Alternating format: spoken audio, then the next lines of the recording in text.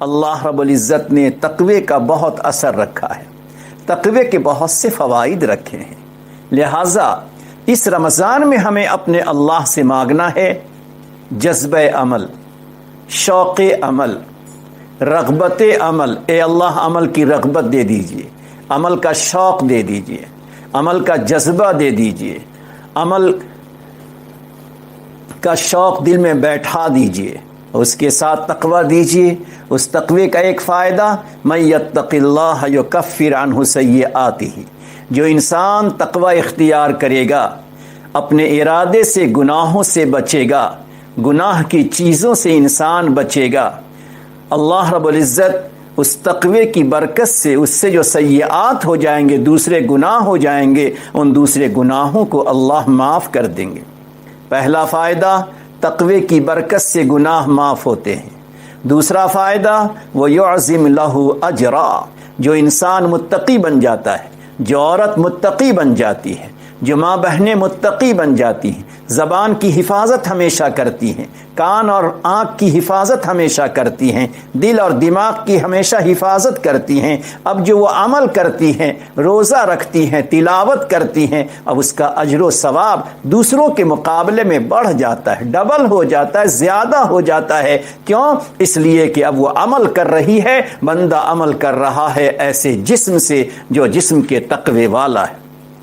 پھر اس کے بعد تیسرا فائدہ من یتق اللہ یجعل لہ فرقانا، کہ اللہ رب العزت تقوی کی بنیاد پر انسان کے دل میں ایک نور پیدا کر دیتا ہے، ایک روشنی پیدا کر دیتا ہے، جس نور اور جس روشنی کی برکت سے انسان میں فراست پیدا ہو جاتی ہے، انسان کے اندر بصیرت پیدا ہو جاتی ہے۔ اہل تقوی جو ہوتے ہیں، جن کے دلوں میں تقوی ہوتا ہے، اللہ رب العزت ان کو ایسی نگاہ عطا فرماتے ہیں، ایسی بصیرت عطا فرماتے ہیں، ایسی فراست عطا فرماتے ہیں، ایسی سمجھ اور ایسی سوچ اور ایسی گہرائی عطا فرماتے ہیں کہ ہر معاملے کی حقیقت تک، ہر معاملے کی تہ تک پہنچ جاتے ہیں کہ کیا بہتر رہے گا، کیا بہتر نہیں رہے گا، کیا مناسب رہے گا، کیا مناسب نہیں رہے گا۔ یہ گویا اللہ کی طرف سے ایک فرقان، ایک نور اسے حاصل ہو جاتا ہے۔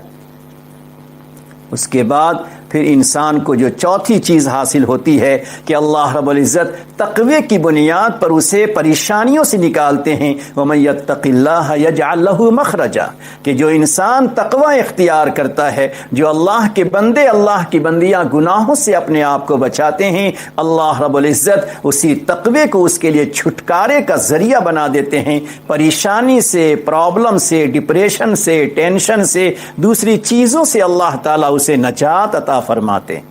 دنیا کی پریشانی آ سکتی ہے، مصیبت آ سکتی ہے، لیکن مصیبت و پریشانی کے آنے کے ساتھ ساتھ ان کا دل مطمئن ہوتا ہے، دل میں بے چینی اور بے قراری کی کیفیت نہیں ہوتی۔ پھر اللہ رب العزت اسی تقوی کی برکت سے اسے بے حساب روزی عطا فرماتے ہیں، یرزق من حیث لا یحتسب۔ اسی کے ساتھ اللہ رب العزت اہل تقوی، اللہ کی معیت اسے حاصل ہوتی ہے، اللہ کی نصرت اسے حاصل ہوتی ہے۔ وَاعْلَمُوا أَنَّ اللَّهَ مَعَ الْمُتَّقِينَ، جان لو کہ اللہ رب العزت متقیوں کے ساتھ ہے، یعنی جس میں تقوی ہے، طہارت ہے، پرہیزگاری ہے۔ اسی کے ساتھ تقوی کی بنیاد پہ انسان کے اندر اللہ کی محبت پیدا ہوتی ہے، ان اللہ یحب المتقین۔ اسی طرح انسان اگر تقوی اختیار کرتا ہے تو اللہ رب العزت کی طرف سے اس کے عمل کو بہتر سے بہتر بنا دیا جاتا ہے۔ قولوا قولا سدیدا یصلح لکم اعمالکم ویغفر لکم ذنوبکم۔ اس کے بعد پھر اللہ رب العزت اسے اخروی نجات بھی عطا فرماتے ہیں۔ چنانچہ قرآن کریم میں اللہ نے ارشاد فرمایا اہل تقوی کے لیے والعاقبۃ للمتقین۔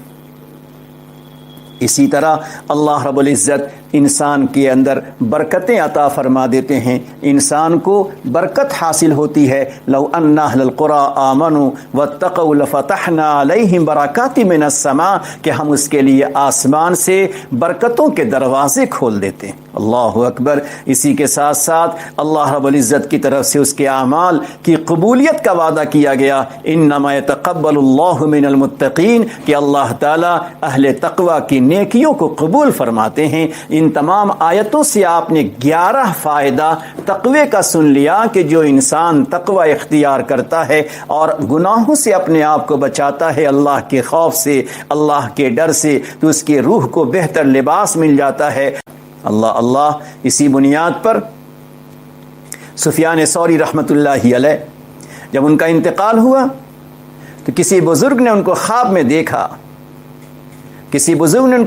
دیکھا، کیا ان سفیان یطیر من شجرۃ الی شجرہ من نخلۃ الی نخلہ، خواب میں دیکھا کہ جنت میں ہیں، کبھی اس درخت سے اس درخت پر، کبھی اس ٹہنی سے اس ٹہنی پر، پرندے کی شکل میں، خوشنما پرندے کی شکل میں، کبھی اس پہ جاتے ہیں، کبھی اس ٹہنی پہ جاتے ہیں۔ ظاہر بات ہے کہ درخت کی ٹہنیوں پہ جانا، اس کے پھلوں کو کھانا ہے۔ سوال پوچھا، اللہ نے آپ کو یہ مقام، یہ مرتبہ مرنے کے بعد کس عمل پہ دیا؟ فرمایا ان ھذا بالورع، اللہ نے ہمیں جنت کا یہ مقام، یہ مرتبہ اللہ نے تقوی، طہارت، ورع، پرہیزگاری، گناہوں سے بے پناہ بچنے کی برکتوں سے اللہ نے ہمیں یہ موقع عطا فرمایا ہے۔ لہٰذا دیکھیں کہ تقوی اختیار ہمیں کرنا چاہیے۔ یہ رمضان کا مبارک مہینہ ہمیں اسی لیے ملا ہے تاکہ ہم غور کریں، فکر کریں، کوشش کریں اس بات کی کہ نہ زبان سے غیبت ہو، نہ ہم کان سے کسی کے غیبت کو سنیں، نہ آنکھوں سے گندی چیزیں دیکھیں، نہ کسی کو دکھلائیں، نہ ذہن و دماغ میں کوئی گندی چیزیں پنپے اور کوئی گندی چیزوں کا خیال دلوں میں آئے۔ اس کے لیے ہمیں اپنے اللہ رب العزت سے مانگنا ہے۔ جتنا مانگیں گے اللہ اتنا ہی تقوی بھری زندگی ہمیں عطا فرمائیں گے۔